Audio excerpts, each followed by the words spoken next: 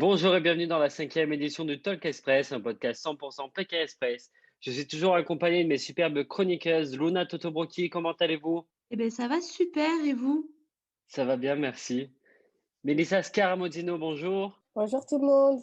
Alicia Lopez, comment ça va? Ça va très bien, merci. Et pour finir, Rihanna CR, toujours en forme à ce que je vois. Toujours en forme. Et on passe tout de suite à la 10e et dernière étape présentée par Alicia Lopez. Place à la grande finale pour cette 10e étape de Pékin Express. Les deux équipes finalistes, après avoir traversé l'Ouganda, la Grèce et la Turquie, s'affrontent dans la capitale turque, j'ai nommé Istanbul. Constituée de multiples quartiers, rives et ponts, elle offre un terrain de jeu idéal pour cette dernière étape. Le principe de cette finale est le même que pour les saisons précédentes, Time is Money.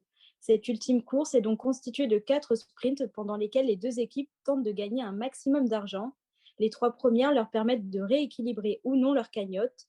La première équipe arrivée déclenche une balise qui, chaque seconde, fait perdre 10 € à la seconde équipe. Au cours de ces 4 courses, les binômes ont dû accomplir plusieurs missions, comme un quiz de culture générale catapulte, une course dans le bazar d'Istanbul ou encore des glissades près de la muraille de Constantinople. Au total, à l'issue des 3 sprints intermédiaires qui ont vu les gains des candidats varier en fonction de leur position dans la course, Cynthia et Rosemary remportent 41 270 €, tandis que Christophe et Claire ont vu leurs gains se stabiliser à 58 730 €. Mais attention, le sprint final peut encore tout faire basculer. Une chose est sûre, cette finale était très serrée. Et pour cause, 3 minutes séparent l'arrivée des deux binômes. Alors, qui sont les grands vainqueurs de la 14e édition de Pékin Express? On revient sur le parcours des gagnants juste après. Pour le moment, on retourne sur celui des copines parisiennes, Cynthia et Rosemary, présentés par Léana. Si on est venu à Pékin Express, c'est pour gagner Pékin Express. Rosemary et Chindia ont fait un parcours quasi parfait. Sur les 5 épreuves d'immunité disputées, elles en ont gagné 3. Elles ont aussi participé à 2 duels finales contre Chrysoula et Jenny, et tous deux ont été gagnés. Les copines parisiennes ont aussi fait preuve de beaucoup de stratégie durant l'aventure, que ce soit en avalant des piments pour éviter de les croquer et donc de les pénaliser, afin de poursuivre la route lors de la 2e étape, ou bien en faisant croire que Chindia était enceinte pour se faire offrir un trajet en bus. Mais ce qui a marqué les téléspectateurs durant cette 14e saison de Pékin Express, c'est avant tout l'amitié qui lie les copines parisiennes. Elles se sont poussées mutuellement jusqu'à la finale, et même si elles n'ont pas remporté l'aventure, elles ont réalisé leur plus grand rêve à deux, comme l'a expliqué Chindia sur son compte Instagram. Vous l'aurez compris, c'est le père et la fille qui ont remporté la 14e saison de Pékin Express. C'est donc au tour de Luna de présenter le parcours de Christophe et Claire. On est au cœur de la compétition et il n'y aura plus de cadeaux entre nous là. Et oui, ce sont les grands gagnants, et même s'ils n'étaient pas très bien partis pour cette 14e saison, Christophe et Claire ont su remonter. Ils ont participé à toutes les épreuves d'immunité, mais n'en ont gagné qu'une. Ils ont cependant eu la chance de ne jamais arriver dernier et de ne jamais être choisis pour le duel final. Ils ont aussi reporté 2 étapes, mais c'est ce qui a marqué les esprits concernant ce binôme. C'est avant tout Christophe qui s'est véritablement révélé au fil des épisodes et des épreuves, notamment avec son duel face à Jonathan où il a tenu un plateau à bout de bras, mais aussi la grande complicité entre un père et sa fille et l'amour d'un père prêt à tout pour réaliser le rêve de sa fille. Et on continue avec le débat de la semaine. Lors d'un live Instagram, Stéphane Rothenberg a confié qu'il ne voyait pas Christophe et Claire gagnants du fait de l'âge du père. Pensez-vous qu'on l'a sous-estimé? Je pense qu'on l'a clairement sous-estimé parce qu'on s'est dit, bon, il est un peu plus âgé, du coup, il n'a pas la même forme physique que Arnaud ou Pierre-Louis. Du coup, je pense clairement que ça a été un atout majeur pour le binôme père-fille parce qu'on s'est dit, bon, ils sont âgés, il n'y a que la fille qui est entre guillemets en forme, du coup, ce sera plus simple de les éliminer. Du coup, je pense que c'est clairement la révélation de la saison. On les a trop sous-estimés et ça a été clairement un atout majeur pour eux.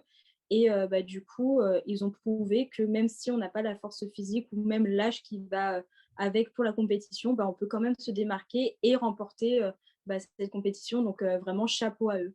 Léana, vous voulez réagir à ça? Oui, je suis assez d'accord avec Alicia, mais pas trop en même temps, parce que c'est vrai qu'au début, je trouve que Christophe était clairement sous-estimé, mais depuis l'épreuve d'immunité face à Jonathan, où il a tenu un plateau à bout de bras pendant je ne sais plus combien de temps, je trouve que c'est vraiment à ce moment-là que les autres binômes ont compris que ça pouvait quand même être un adversaire redoutable et qu'il allait se donner dans l'aventure pour sa fille et même pour lui. Et il y a eu aussi l'épreuve où il a dû escalader la montagne et même l'épreuve où il a dû remonter la tyrolienne à bout de bras. Là aussi, je trouve que vraiment, Christophe a été excellent sur les épreuves et je pense que c'est à partir de cette première épreuve d'immunité contre Jonathan où là, les binômes se sont dit qu'ils pouvaient vraiment aller loin. Alicia a une réponse à apporter.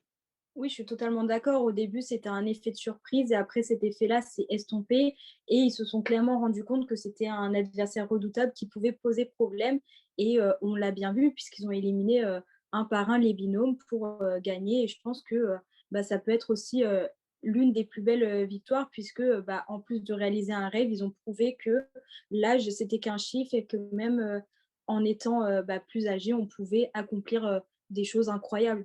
Luna, quelque chose à dire? Oui, alors je suis totalement d'accord avec, mes 2 collègues et c'est vrai qu'en fait l'âge, au début c'est une surprise, c'est sûr. 60 ans, c'est quand même, un certain un certain palmarès, dans une vie. Donc, on s'attend pas à qu'il soit aussi endurant, aussi fort pour résister quand même à une émission qui a besoin, de physiquement en fait, qui en demande beaucoup. Parce que le fait de manger peu, de devoir, dormir, un peu, n'importe comment tout le temps, c'est vrai que ça demande beaucoup au corps. Mais, comme on l'a dit, je pense qu'à partir du moment où il s'est affirmé dans l'épreuve d'immunité contre Jonathan, les binômes ont pris peur et on s'est rendu compte qu'en fait, c'était un adversaire, tout aussi, on va dire, clinquant que les 2 frères, par exemple. Et puis aussi, il faut prendre en compte que, il y a pas que le père dans le binôme et qu'en fait, Claire, elle aussi, elle a su pousser son père, au plus haut pour tirer le meilleur de lui. À chaque fois, elle le poussait à fond même. On le voit, à la finale quand ils sont sur le tapis et elle l'encourage encore et encore et encore et c'est aussi, en fait, tous les 2 ont su, tirer la force de l'autre. Donc, c'est une très belle complicité qui a été montrée et puis, on l'avait déjà parlé dans un précédent épisode, mais, la stratégie, quand même qu'ils ont mis en place, une petite stratégie un peu, piquante sur certains épisodes, les a beaucoup aidés et a réussi à, les faire gagner, en fait. Donc, je pense que au début, on peut être surpris, mais ils se sont rapidement affirmés et en fait, ils ont un peu, oui, ce profil de gagnant. En fait, ils ont fait, un très beau parcours quand même. Donc, je pense qu'ils méritent en fait, d'avoir gagné. Pour quelqu'un qui ne connaissait pas du tout l'émission, il nous a épatés. Est-ce que vous aurez misé sur lui dès le début? Pas du tout, mais vraiment pas du tout. Franchement, moi, je misais plus sur les Parisiennes et même, au dernier épisode, pour la finale, je misais encore sur les Parisiennes. J'étais là, bon, enfin, certes, il a fait ses preuves, Christophe, mais j'aurais jamais cru qu'il pouvait gagner. Luna, quelque chose à dire? Après, un peu, je pense, je suis du même avis que Mélissa. C'est vrai qu'on n'aurait pas cru qu'ils puissent gagner. Après, je pense que moi et plusieurs de mes collègues, autour de la table ont eu le même souci, c'est de se faire, spoiler, en fait, la fin et au bout du 2 ou 3e épisode, savoir qui gagne. Donc c'est vrai qu'en fait, on s'était très vite fait à l'idée que oui, c'est, Christophe et Claire qui l'emportent et donc en fait, en soi, on avait un peu perdu le goût de savoir qui va gagner, qui est mieux et tout. On savait déjà le résultat, de la saison. Donc c'est vrai qu'on n'a pas pu se faire réellement à l'idée de qui méritait plus de gagner, qui avait réellement, la force ou pas, parce qu'en fait, on connaissait déjà le résultat. Alicia, vous voulez réagir à ça? Oui, je suis totalement d'accord avec Luna. Le fait d'avoir été spoilé, ça a un peu enlevé le goût de savoir qui allait vraiment gagner. On n'était pas autant sur le qui-vive, etc. Mais je pense que au début, on n'avait pas du tout confiance et on ne croyait pas du tout que Christophe et Claire pouvaient gagner. C'était vraiment un effet de surprise qui a surpris autant les candidats que les téléspectateurs. Et je pense que au fur et à mesure des épisodes, on s'est dit qu'il y avait peut-être moyen qu'il gratte quelques places et qu'il se hisse au niveau du podium. Et c'est ce qui a été fait. Et franchement, je pense qu'ils méritent leur victoire et que même s'ils avaient des candidats redoutables en face d'eux, ils n'ont pas lâché. Et c'est mission accomplie pour Christophe qui a permis de réaliser le rêve de sa fille, je pense. Eliana, on vous écoute. Oui, comme l'ont dit Luna et Alicia, j'avais vu la vidéo, donc la vidéo montrait bien les gagnants. Donc c'est vrai qu'il n'y a pas eu cet effet de surprise qu'on peut avoir lors des autres finales parce que voilà, malheureusement, cette vidéo a fuité.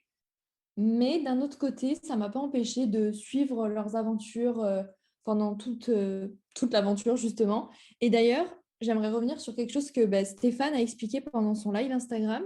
Elle a expliqué qu'en fait, Christophe ne connaissait pas les règles de l'émission, surtout la règle du drapeau rouge et du drapeau noir. Et c'est vrai que maintenant, quand j'y repense, je revois les épisodes où Claire se jette sur le drapeau et où elle essaye de lui expliquer ce qu'il faut qu'il fasse.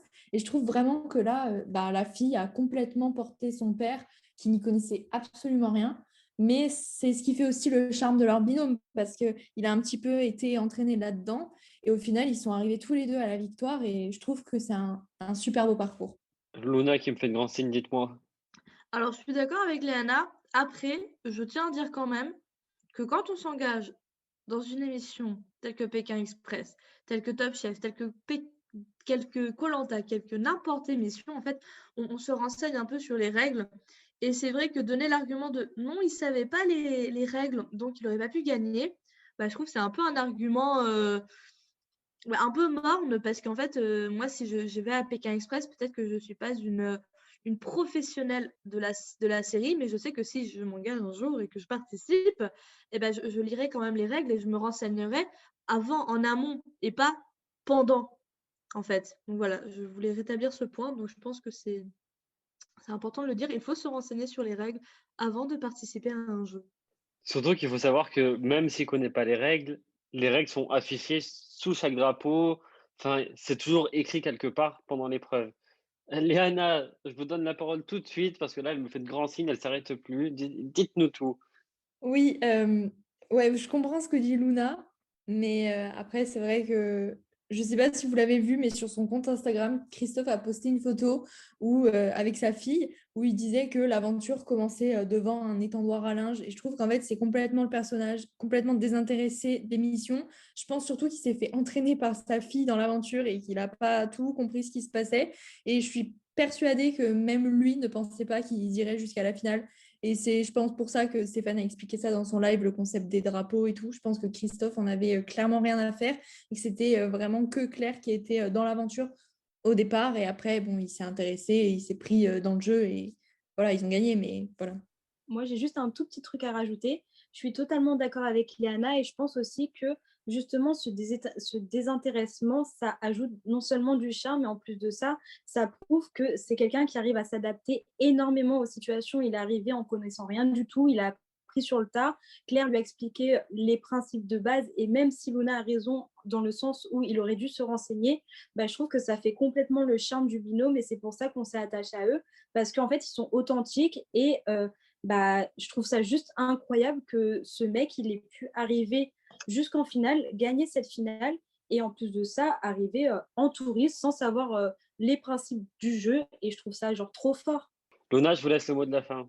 Après aussi, je trouve que c'est un peu triste et un peu dérisoire de la part de l'émission de faire rentrer quelqu'un qui en a rien à faire en fait de l'émission. Peut-être qu'il s'y est pris après, mais je me dis que pour quelqu'un qui est fan, très très fan et qui participe tous les ans et qui n'est jamais choisi, ça peut être un peu dur de se dire lui il y connaissait rien, il est venu comme ça, il a gagné. Ça peut être un peu rageant, mais c'est quand même un beau parcours qu'ils ont fait et félicitations à eux. Ils ont quand même gagné, donc ils ont du mérite et c'est un très beau parcours.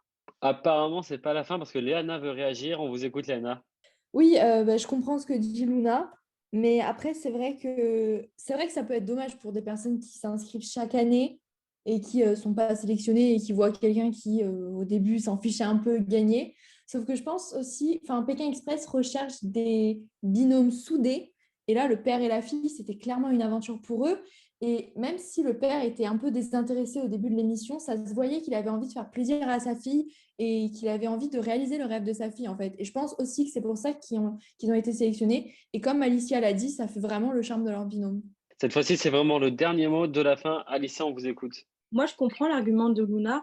Par contre, je suis d'accord avec Léana dans le sens où Kautar Reno, elle nous avait dit dans une émission précédente qu'en fait, ils recherchaient des binômes authentiques, vraiment spécifiques, etc., qui sortaient du lot. Et je comprends que certains puissent être frustrés de candidater à chaque fois, à chaque saison, etc., et qu'ils ne soient pas retenus.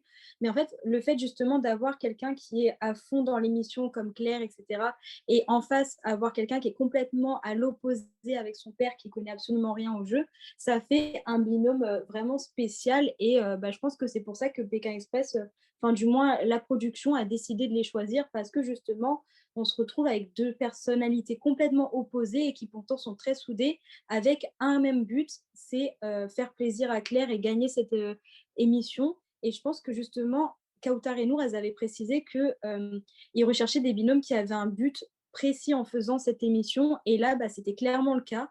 Donc, pour moi, la candidature de ces deux personnes, elle était bah, juste et méritée, en fait. Merci beaucoup, Alicia, pour le petit mot. Je vous en prie. Et on termine avec le quiz sur l'épisode 10 présenté par Mélissa. Je sens que là, c'est œil pour œil, dent pour dent. Pour la finale, bah, j'ai fait le même quiz que les semaines précédentes. Seul petit changement, vous n'aurez droit à aucune aide, c'est-à-dire pas le choix de réponse parce que sinon c'est un chouïa facile. Alors, êtes-vous prêts pour ce dernier quiz? Bien Oui, sûr. oui. Quel binôme a été laissé à plus de 2 km lors de la première mission? Andreas? Christophe et Claire. Oui. Quelle était l'épreuve de la première mission et la sanction encourue? Alicia? J'ai, je crois, la mission, mais je n'ai pas la sanction. Je crois que c'était un quiz de culture générale catapulte. Oui. Bah, la sanction, c'était la catapulte, du coup. Ah bah voilà, 2 en 1. Combien de fois a été catapultée Claire? Léana? Une seule fois? Oui, une seule fois. Quel a été l'atout de Christophe pour la deuxième mission? Andreas? La hantise de tous les hommes, il y avait sa calvitie, du coup, le plateau a bien tenu sur sa tête. C'est bien ça. Combien d'euros perd par seconde les candidats? Léana? 10 euros. 10 euros, c'est ça. Maintenant, place au juste prix. J'espère que vous avez été attentifs devant vos écrans pour cette finale. Combien ont perdu le père et la fille lors de la troisième course? Léana? 2650? C'est plus. Alicia? 2830. C'est plus.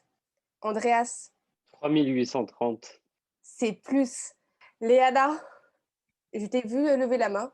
J'ai levé la main, mais je sais pas, 7860? C'est plus. 15 000? C'est moins, Luna. Andreas? 13 550. C'est moins. Alicia? 12 500. C'est un chouïa moins. Alicia? 12 250. C'est moins. Léana? 12 000. C'est un tout petit peu plus. Andreas? 12 150. Pardon? 12 Andreas? 150. C'est moins.